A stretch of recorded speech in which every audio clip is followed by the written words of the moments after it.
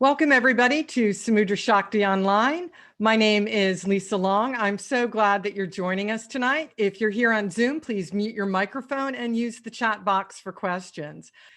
So Samudra Shakti Online is brought to you by a volunteer planning team. It's myself, Lisa Long, and Maduri Martin, who's out west in Colorado. We have an agenda. We'll do a little bit of background on Samudra Shakti Online.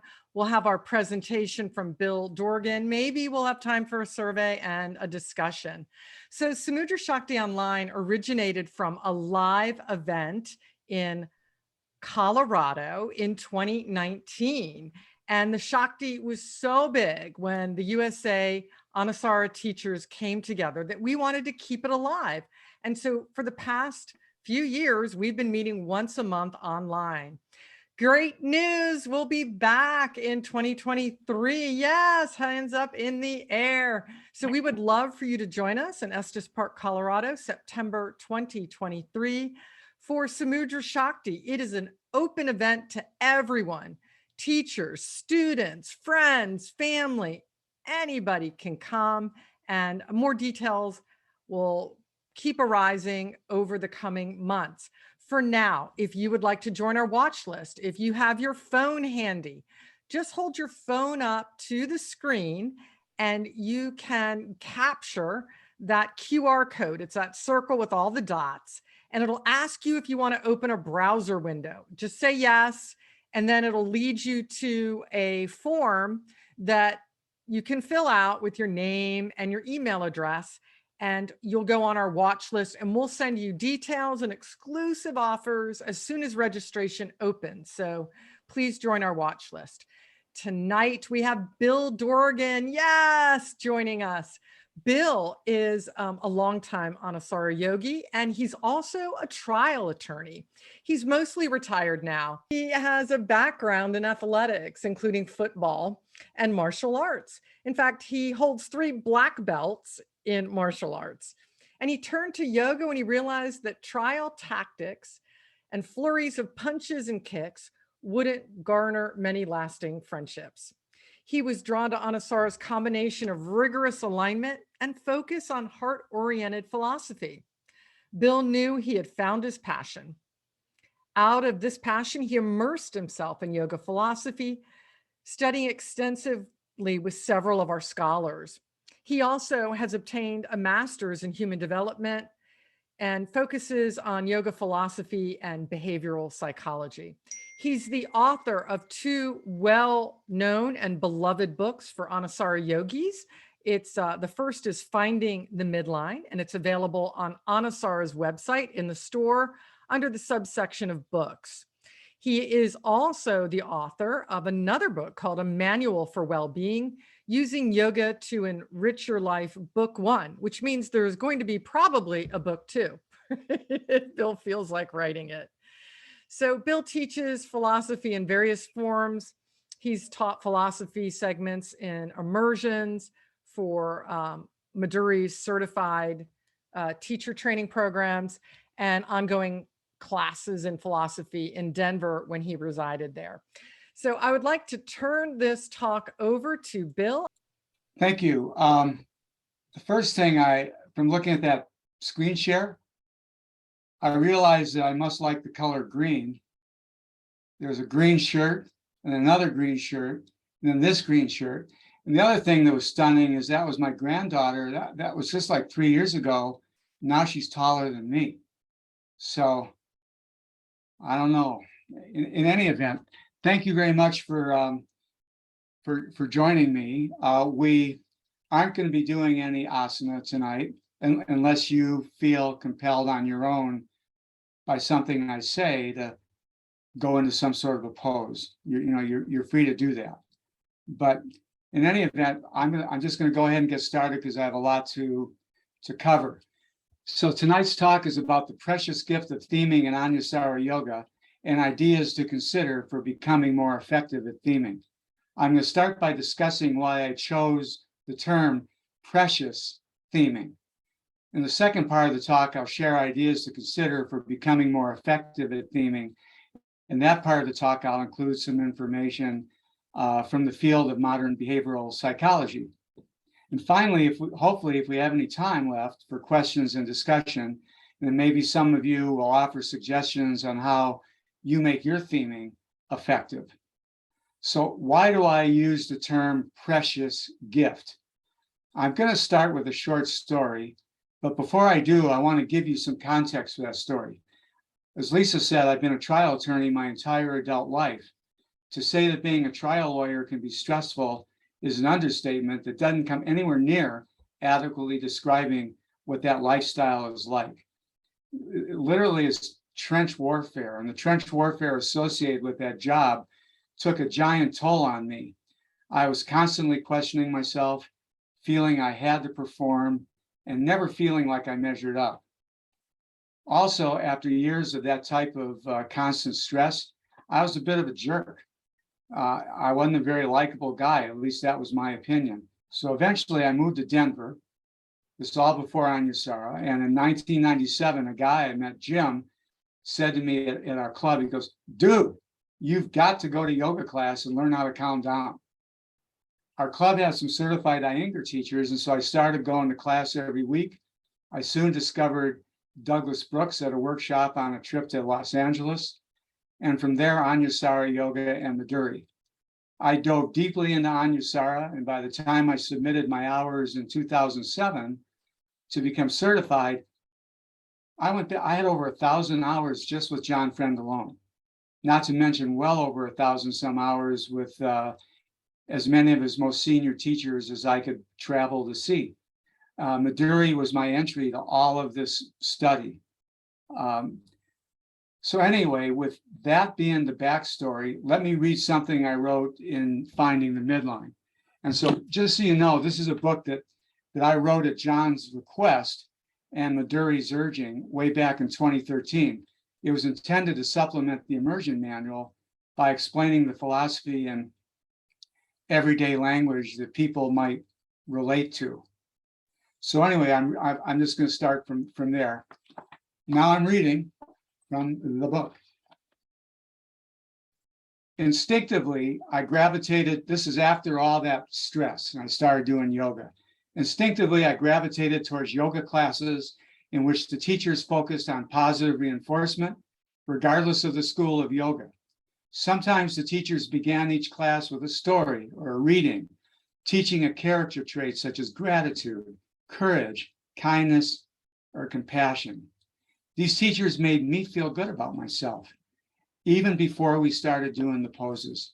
Often during the class, these teachers used images and ideas from the story or the reading to direct us in some of the poses. And that further instilled in me those qualities because I could sometimes feel those character attributes inside me as I did the pose, expressing them with my body. So how could practicing yoga that way with such great teachers not have an effect on me? I was learning how to connect to my own feelings, as well as honor myself and others. Teachers regularly asked me to open up to my own unique beauty, my courage, my gratitude, my compassion, and many other amazing qualities I didn't even know I had, or I certainly hadn't paid any attention to. Before my mind could protest and go, "I'm not beautiful, I'm not special, I'm not great," the teachers would tell me to embrace the positive qualities, honor them, share them, celebrate them, or any number of other pose instructions that infused within me those very qualities. These teachers were not only putting my body into a position that felt good and free, they were coaxing my mind and spirit into working through the negative messages I had allowed to take over my system. The dominance of these negative messages was being replaced with messages of self-honor, love, and other wonderful attributes that make life rich. And I was taking those lessons off the mat, treating people with greater kindness, courtesy, and attention, which in turn created positive new experiences for me.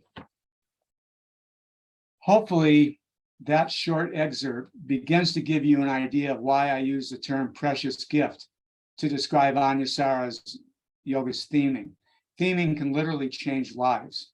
When somebody walks into your class, it's pretty likely you don't really know what they're feeling, what attitudes about themselves they bring with them when they walk through the door. Maybe they don't feel very powerful. They don't believe they can do anything to change the circumstances in their life that they don't like.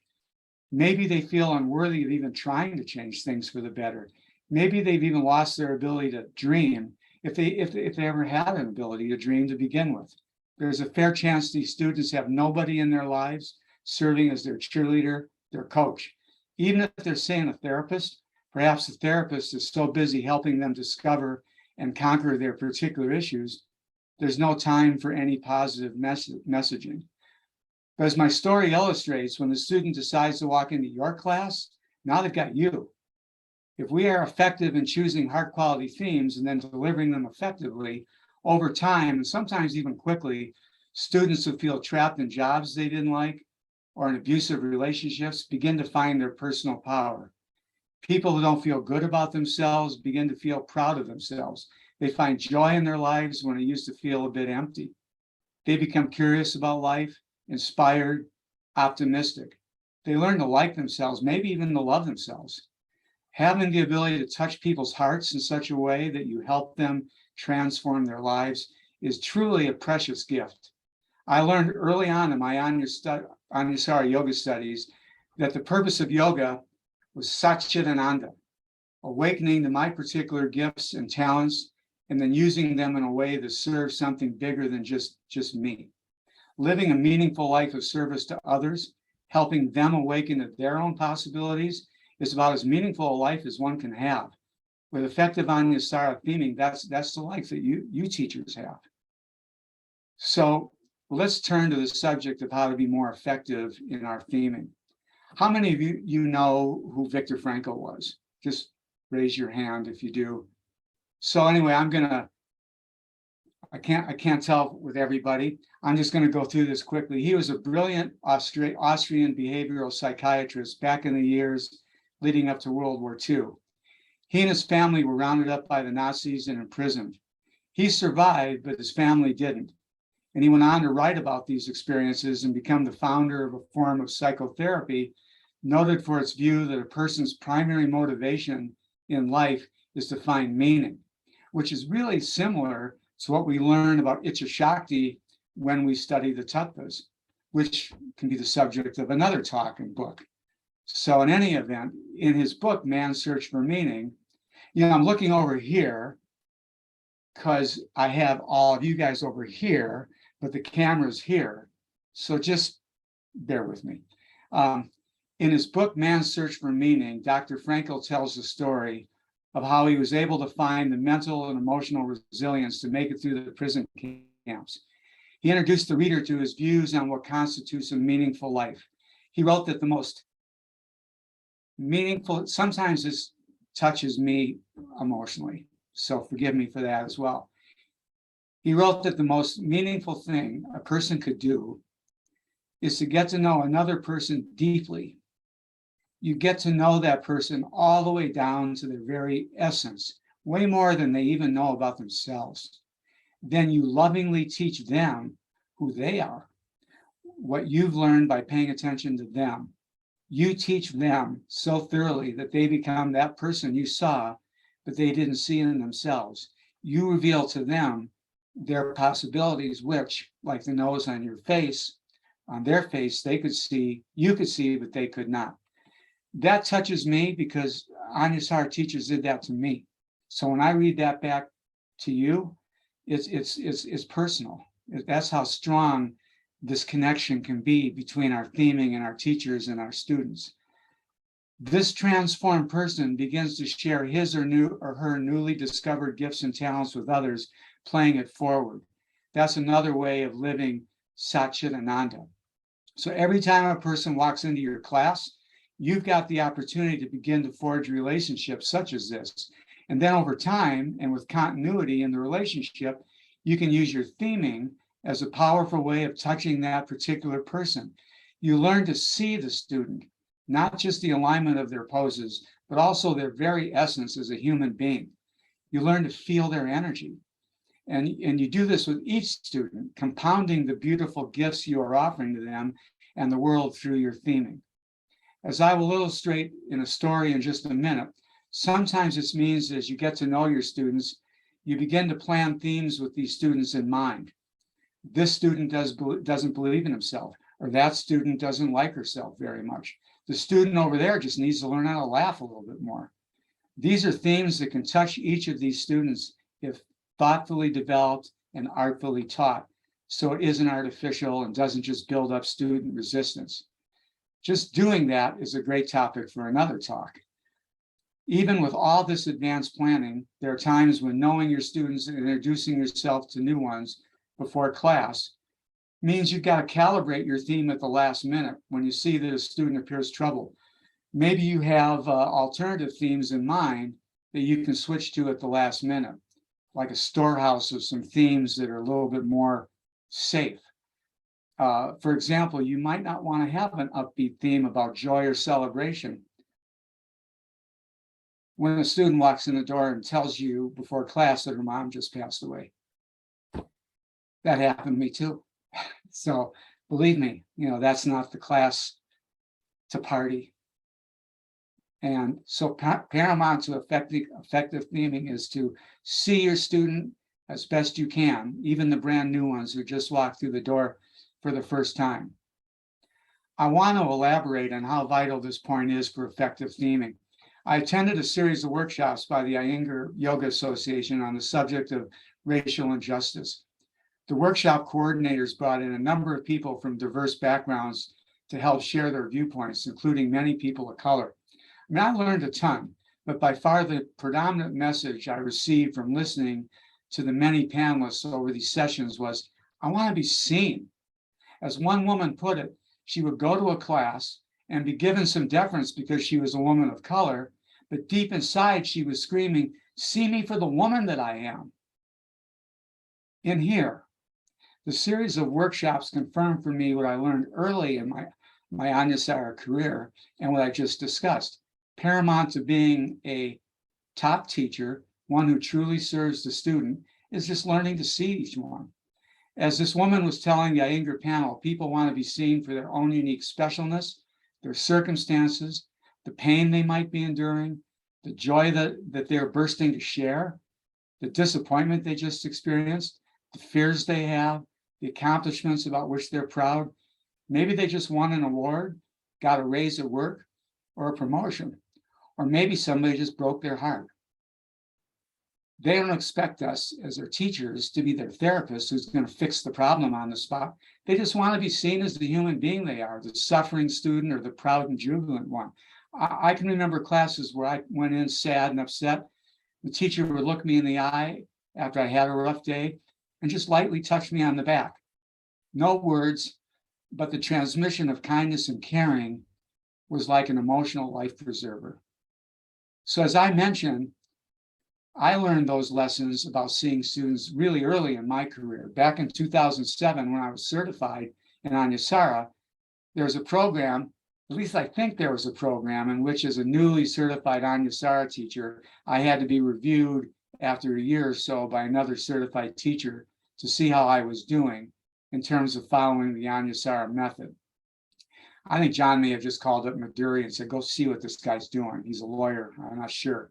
But in any event, Maduri showed up at my class to review me. Afterwards, she said to me that all my teaching was fine. My sequence was good, my instructions were clear and correct, my theme was great, I met all the checklist items. But she said, if I really wanted to become a truly great teacher, I needed to move beyond that. I needed to better connect energetically to each student to get to know them on a deeper level. I think she even asked me if I had noticed how sad one of the women in the towards the back of the class had looked all during the class. She said that this is what a great teacher does. Basically, you get to know the students the way Viktor Frankl was talking about, way below the surface at their essence. She said the clues are there, but you got to look for them. If I wanted to be a great teacher, I'd have to want to look for the clues and see and figure out how to see and feel the student. So with that advice in mind, I'm going to tell you that story that I mentioned earlier about how this all pulls together. As you're going to see, great theming isn't just a one class thing.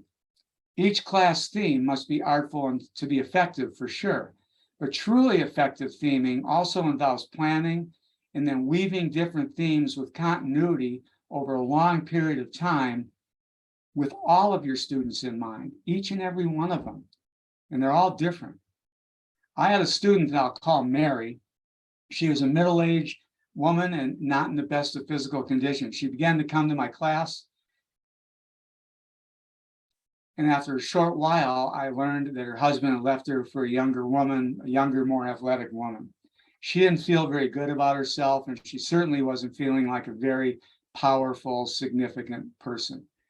Because she wasn't in particularly good condition, I started adding more arm balances to the class to help her build her strength, and hopefully with that, her feeling of personal power.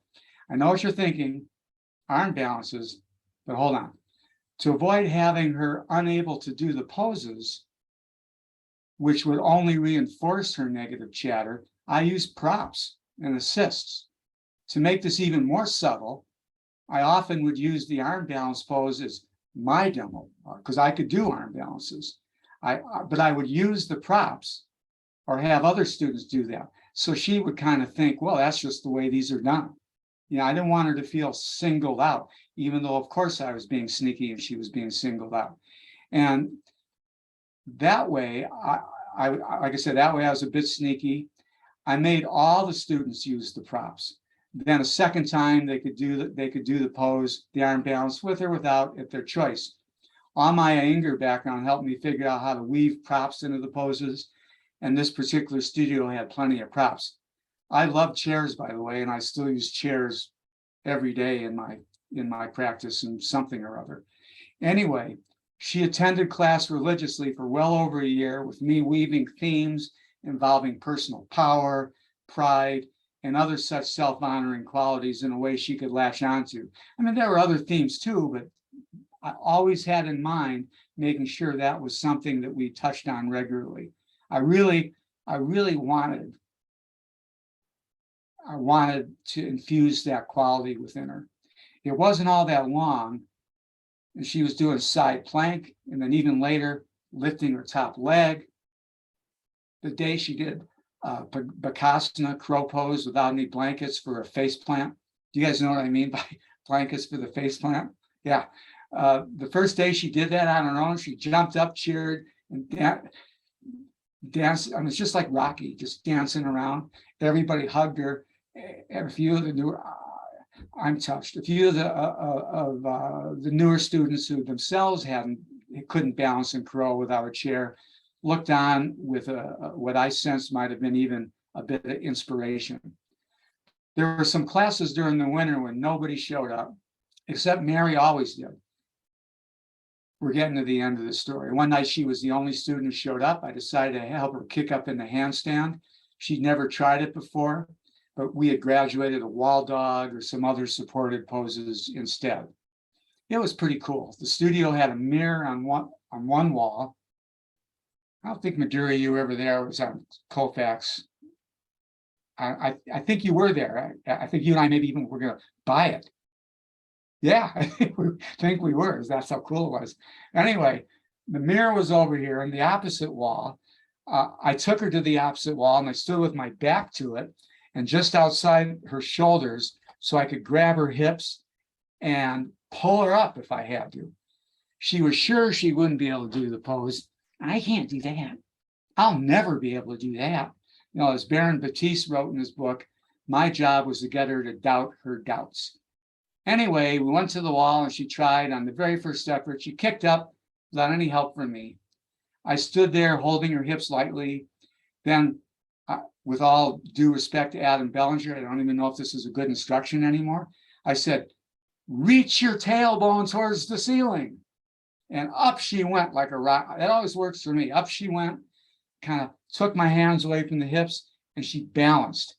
And then while she was balancing, I looked in the mirror and we could see ourselves. And I said, Mary, she could see through her arms, look who's doing a handstand. Oh. And then she came down and she was like, she literally squealed with delight and then came back down. It was the most amazing thing. I said something like, well, I guess we know who can do a handstand. And she started crying. She was so happy and proud of herself. And maybe I was proud of myself. Anyway, a month or so later, she came to me before the class and said, I have some good news and some bad news. I asked her what the good news was, and she said her boss had called her and told her that she had become such a great leader in her group. They were promoting her to a management position.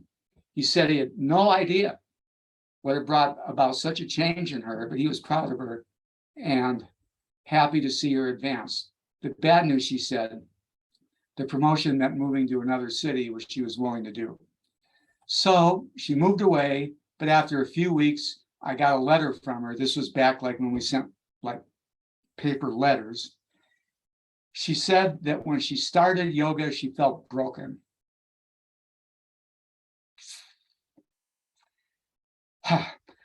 But now life looked exciting to her.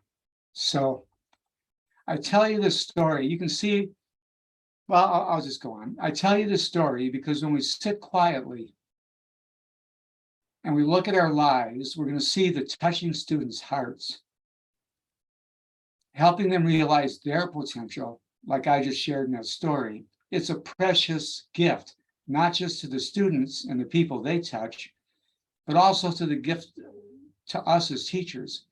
When we eventually ask ourselves if we ever did anything meaningful for another person, we can say, yep, I did. I also took the time to share that experience because I sense sometimes that we in Anusara, in fact, this is really kind of why I wanted to do this talk and really focus on the emotions of theming, is we get so caught up with our brilliant alignment principles, which they are, that we lose sight of this very special and unique gift of theming that we offer. Nobody else focuses on heart quality theming, but there are thousands of teachers around the world who do a good job of teaching alignment. There's also thousands where you need a paramedic if you go to the class, but that's neither here nor there. There are plenty of teachers that do good alignment. Theming is so special, I consider it to be sacred. Let's turn now to some important lessons from behavioral psychology that impact theming. I may even be sort of on time.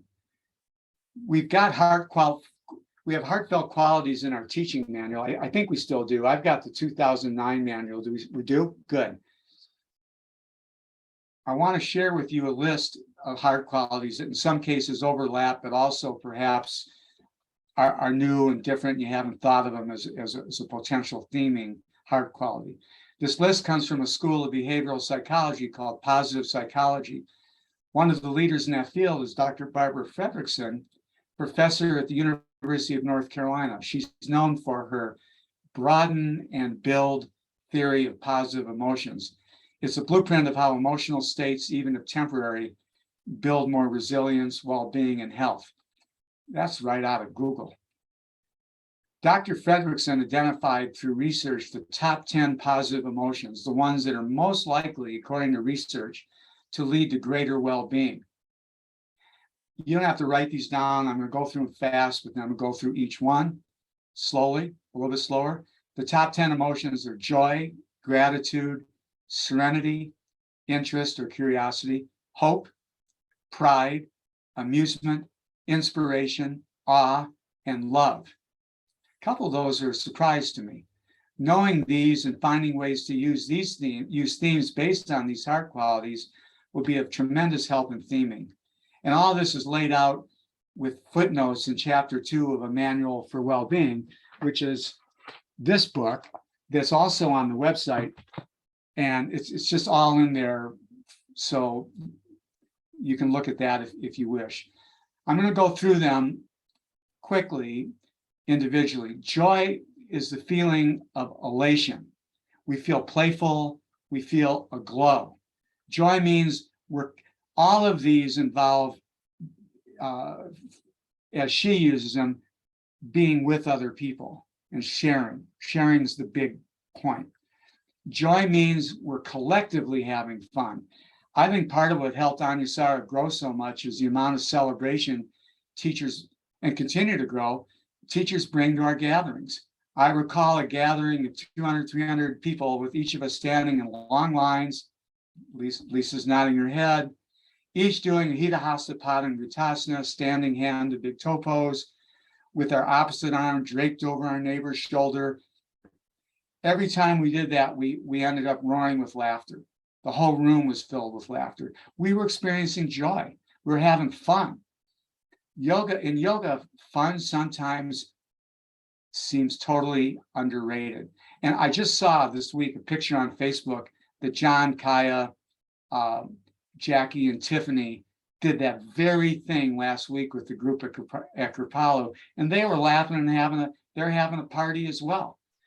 Those guys have been around and they remember those early times, and that's one of the reasons why Anusara continues to grow.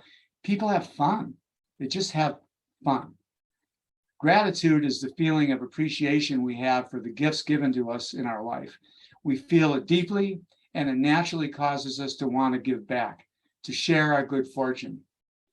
Obviously, gifts are all around us, and part of our yoga practice is learning to see what is right before our eyes. As teachers, we can also point this out to our students. Gratitude is a really strong emotion, and in fact, I've heard it said that a negative emotion can't coexist in the presence of gratitude. Dr. Paul Mueller-Ortega was telling us a story once of how Guru Mai explained that gratitude is an elixir that washes the poison right out of our thoughts. Serenity, and I'm only giving you a little bit of what these are all about that are discussed in more length in that book. Serenity is a third positive emotion. This is a feeling of calm or peace. We feel safe and secure. We can practice as teachers learning to teach the students into a cozy Shavasana. You can lovingly give alignment instructions into Shavasana and then give them some quiet to assimilate the class. That's actually, that feeling of serenity and peace and safety is a positive emotion. And I'll explain to you in a minute, it's going to permeate the whole room. Interest is another positive emotion. It also means curiosity. We feel our attention being drawn to something that intrigues us with a suggestion of potential. It opens us to consider our own potential. Whenever we become curious and explore a new person who seems different in some way, we may find some character trait or habit we wish to take on for ourselves, making us a more expanded version of ourselves. As most of you know, the expansive energy of interest or curiosity can easily be used in pose instructions involving cueing for inner spirals. Broaden the hips, broaden the lower back, broaden into what you can do. I learned that from 25 different teachers with even more hours than me. It ain't hard. And that, I think the reviewing teacher for your certification will check that off as you having done a theme cue in a pose, if I'm not mistaken. At least they did for me. Maybe they're a little more, well, they still do. Yeah, it's not hard. And it comes naturally if you're actually feeling, well, we'll get to that in a minute. Hope is a positive emotion. Hope can occur when we feel troubled by a situation and are not sure of the outcome. We can either be hopeful that there is a way out, or we can allow ourselves to give in to despair and depression. A classic example is in the medical field. As I mentioned in the Manual for Well-Being, hope is such a powerful emotion that the Mayo Clinic and Cleveland Clinic and places like that, well-regarded institutions, place a heavy focus on the role of hope in the healing process. Pride is, contrary to what you may think, a positive emotion. While it gets a bad rap, it's essential if we're going to manifest our potential, our personal strengths in the world. If we don't learn to recognize what we're good at, where we can help, we're likely to sit back and do nothing when the world is asking us, please help. Viktor Frankl said that if you want to be a meaningful person, it's not so grandiose. Just know what you have to offer. And when the world taps you on the shoulder and says, hey, I need that from you now, not from that guy, not from her, I need it from you, you do it. It's not a big deal. So pride is huge. It's an easy theme heart quality. Draw in and embrace yourself with honor for all that you've done. With pride, lift and spread the chest. We need more good people recognizing and owning their goodness, being proud of it. We already have plenty of people running around who haven't done much to help the world, and they're always trying to be in the limelight. We need more of you guys. Knowing who you are and proud of it. Amusement is another positive emotion. That's why I'm trying to get you guys to laugh every once in a while. It just means something makes us laugh. And the kind of laughter she's talking about is a shared laughter as something fun, not a joke at somebody's expense. This is different from joy. We might insert something funny into a heavy-duty class if it feels like the right thing to do to lighten the mood before continuing. So these hard quality emotions, as you can see, are great for theming, but they're really important to know just in terms of attitudinally what you are able to do with the mood of the students in your class and their feeling of connection or lack thereof. If the class is just drudging along, because I don't know what the theme, there's a theme a jury gave once I could mention, but we won't. If say it's a political theme, maybe at some point you just like make people laugh. You know, it's inspiration is a positive emotion that occurs when we come across excellence. We catch a glimpse of human potential. We can even inspire ourselves, by the way. Inspiration occurs when our innate desire to create the best version of ourselves is somehow ignited. So I used to ask certain students deliberately to demonstrate a pose just to inspire the class, just because I know their poses were amazing. And, you know, when I was teaching more advanced students and I had 5 students that could do a full Natradasana, oh yeah, like that. I mean, you know, I gotta tell you, I had somebody else demonstrate that pose, and I had ways to make sure nobody felt slighted or inadequate, but we did it. And people, I remember, I don't know if you all know who Roger Pressman is, but he came to my class one time and I was doing a theme on personal power. We all did Bakasana, crow pose, and then after a couple of times, I stopped the class. I had Roger do it. But I said, Roger, float, be in down dog, float into Bakasana. And he floats in the arm down, in the crow pose. Okay, now, one leg at a time, Ekapada Bakasana, no wavering, just, you know, I used to watch Jaybird do that down in Florida. John would make Jay do all these poses, just 10 minutes of arm balancing, one leg out. Okay, bring it in, the other leg out. Roger, that's great. Press up handstand tonight. Up, not shaky, just up, hold it. Okay, come back down to crow. Okay, that's enough, buddy. Float back, chaturanga, up dog, down dog. So it gave the students a quick break because they were tired, but it never failed to inspire them. What Roger was doing was so crazy and so outside the norm that, unlike other things, the students didn't sit there feeling like, oh, I'm inadequate, I can't do that. Nobody can do that, I mean, relatively speaking. And it really made people, the crow poses got better. And it was kind of fun. Awe is another emotion. It arises when we encounter something that is astonishing. We feel a sense of reverence, humility. An example is when we see the Grand Canyon or some extraordinary natural phenomena. I'm going to go on because I think we are going, this is important. Love is the last one I want to bring up, it's not the least. Dr. Fredrickson says this is so important, that love within the context of these emotions means the sharing of any of these other 9 positive emotions with one or more people, even strangers. So when we have a celebratory, joyous class, that's an energy that's passing energetically among everybody in the room. She calls this love. When we're inspired watching Roger do crow, or we laugh at a joke, that's love, as she describes it. And she refers to this. They've actually done peer-reviewed literature on research on this. It's something in psychology called positivity resonance, in which the sharing of a positive emotion creates a momentary upswelling of emotions attributable to what she calls a vibratory synchronization of 2 or more persons' biochemistry and behavior. That sounds like something out of Alchemy of a Yogi, but that's what she wrote. This vibratory synchronization creates a warm feeling of connection and a desire to invest in the others with whom it's shared. It happens with strangers. This is what happens in the example about Uhita Hasta Padanguttasana. The individual joy of each student weaves through the class.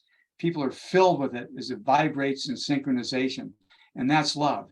Think about how amazing that is when you're able to use a theme to evoke a positive emotion within your students in the class. It's contagious. When the teacher asks us to stand with dignity, pride, we create an energy that's transmitted to each other. We stand up strong. We stand up straighter. We begin to feel proud. We begin to feel dignified.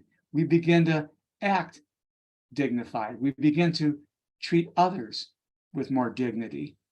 Just by being in class together doing that. So how do we come up with great themes? And that's always a challenge. And I'm going to share what I've learned that works for me. These are things I've learned from 20 some years in the Anusara system. And obviously you can probably figure out where I got most of it from. And I try to get my themes from my actual experiences, like what moved me, what touched me. If I saw, heard, read, or thought of something that stirred my emotions, that's where I look for my theme. I do that because I know that once I turn that experience into a story and I tell it to the class, it's likely to move me again, just like you saw tonight. I couldn't help it with some of these stories. And as we've learned from Dr. Fredrickson, if I'm talking to my class and feeling an emotion, there's a good chance these feelings will be transmitted. That means in terms of helping infuse the students with the quality, I'm already there before we do the invocation.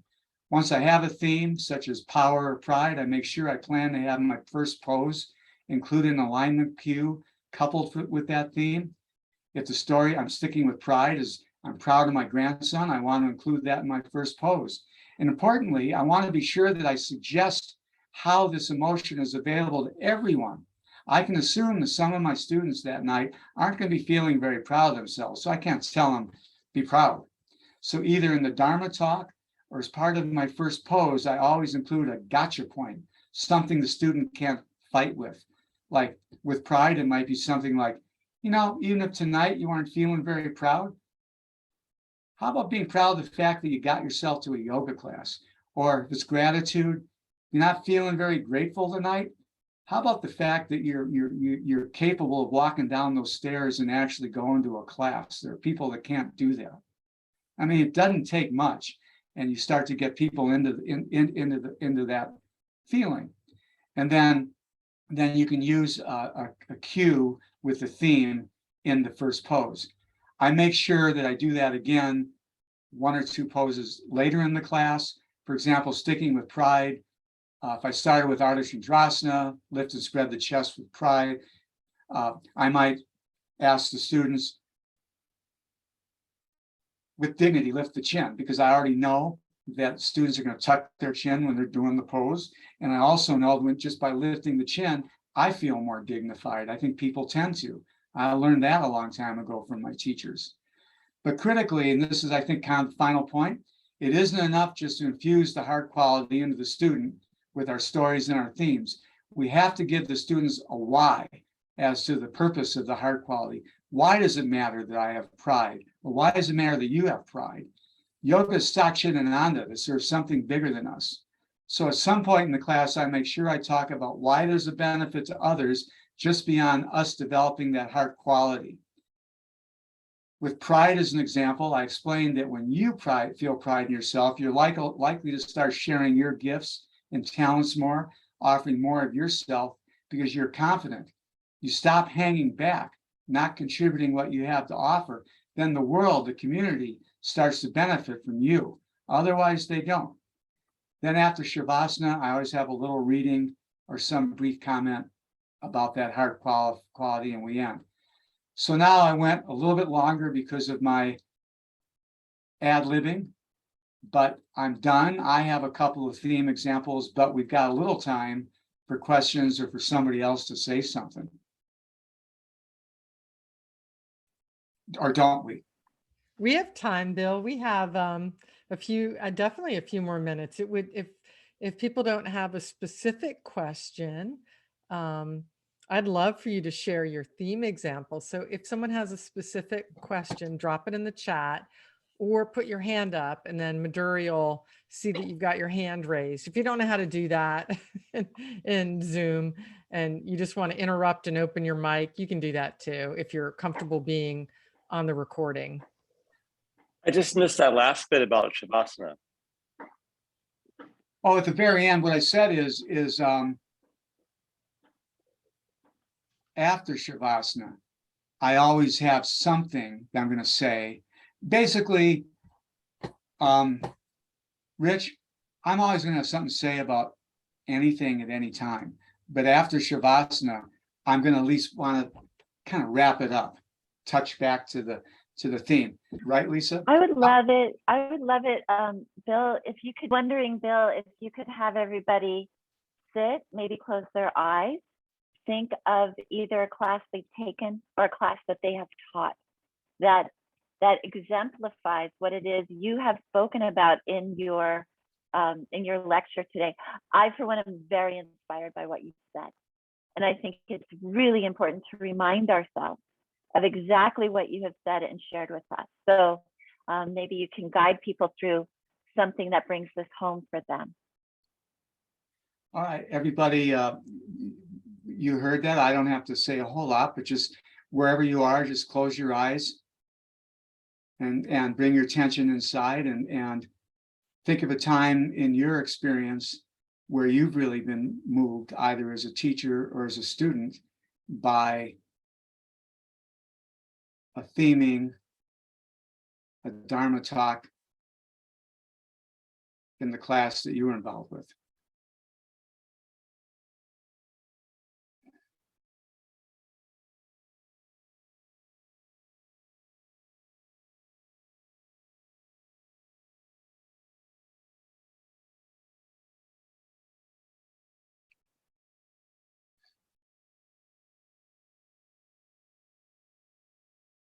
Why don't we go ahead and open our eyes? I think Sharon looks like she's got a smile. Are you willing to share what looks like you were moved? I was struggling for a theme for a class and just had a little meditation, and it was just, aha, it is foundation and how we need to always come back to our foundation so we can upright ourselves.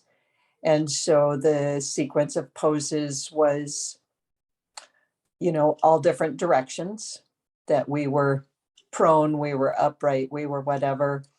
But we always, even when life throws us for a loop, we come back to the foundation of who we are. And we connect with that. And after class, the woman told me that her daughter passed away the day before. Wow. And it meant a lot to her. And it was just, yeah.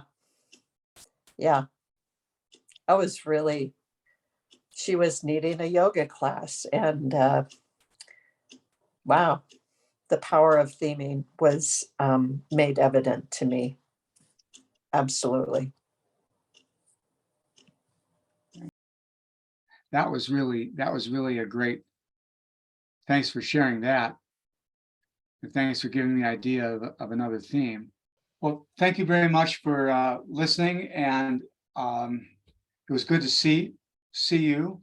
Okay, everybody, good night. Thank you for joining us. Hands together, Anjali Mudra, in gratitude for the gifts that we all bring, not only here tonight with Bill presenting, but that we radiate out to the world with our teaching and our passion. Thank you for joining us. Good night. Thank you.